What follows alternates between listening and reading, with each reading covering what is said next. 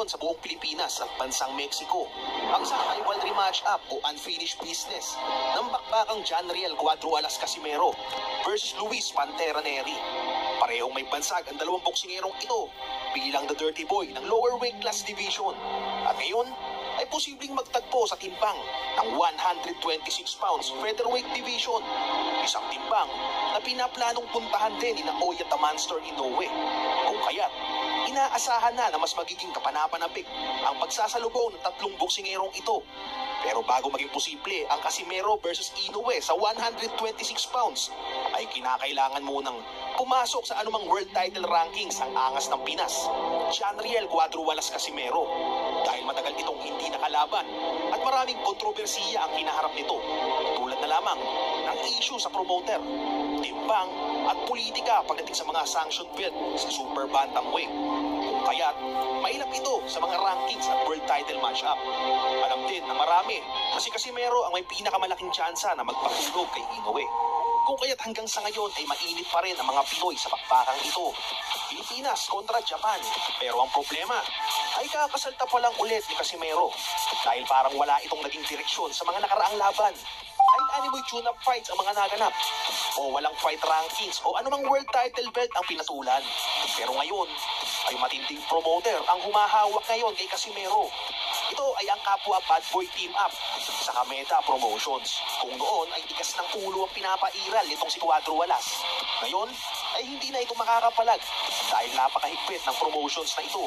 Wala itong balak babyhin si Casimero at sakaling maisara ang isang deal para sa isang big match up, ay agad nitong pangyayarihin ang bakbakang Pilipinas at Mexico.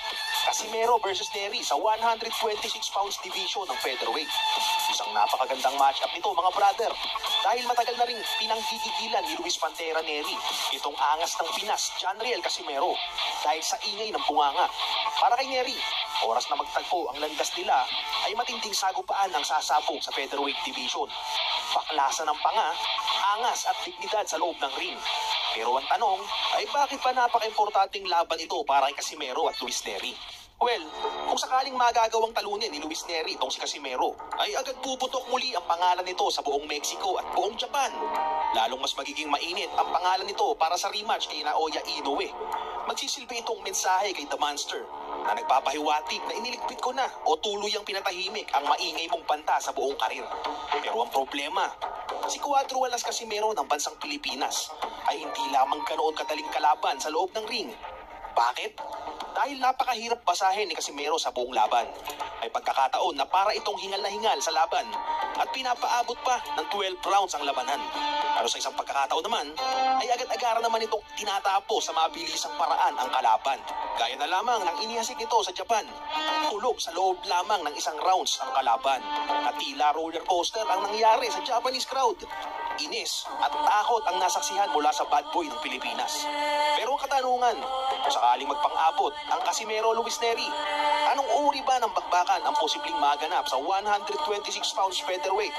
Narito at ating talakayin ang bawat lakas at kahinaan kung sino nga ba ang posibleng tumiklop o tunay na manganib sakaling maganap ang rivalry match-up ng Casimero versus Luis Pantera Neri.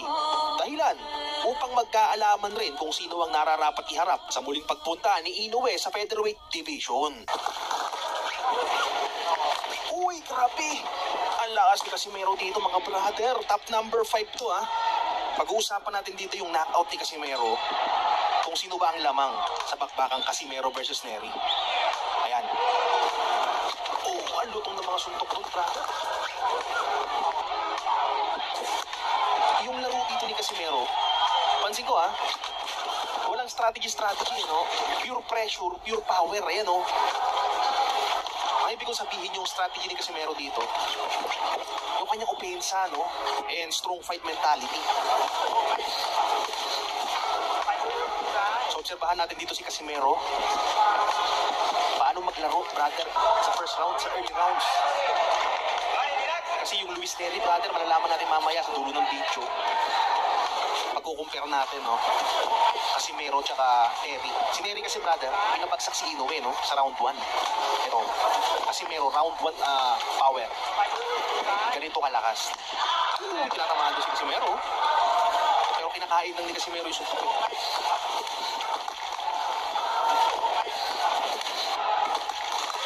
Kaya observe natin yung lakas. Uy, tinatamaan ko. Kinakain ng ni Casimero. Oh! Ang nangisay ng kaperaso si Sanchez. Marami ang nagsabi ng mga panahong ito. Wala, laos na si Casimero. Walang kwenta yung laro. Overweight talaga. Overweight siya rito, pero tingnan mo brother. Bad boy na bad boy talaga ang dating. Doon lang medyo delikado siya kay Neri doon ha. Yung mga ganyan palitan kasi tumumba si Ivo eh. Pero iba si Casimero eh. Pero tingnan natin ako may finishing move pa si Casimero dito. Nangayaw na brother, nangangayaw. Panoorin natin itong buo brother ha. Itong 5 na ano lang naman to. 5 lang naman to na knockout si Casimero. Kung hindi ka busy ha. Ito na.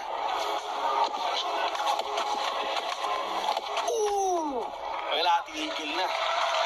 Grabe sila, nag-push up na naman.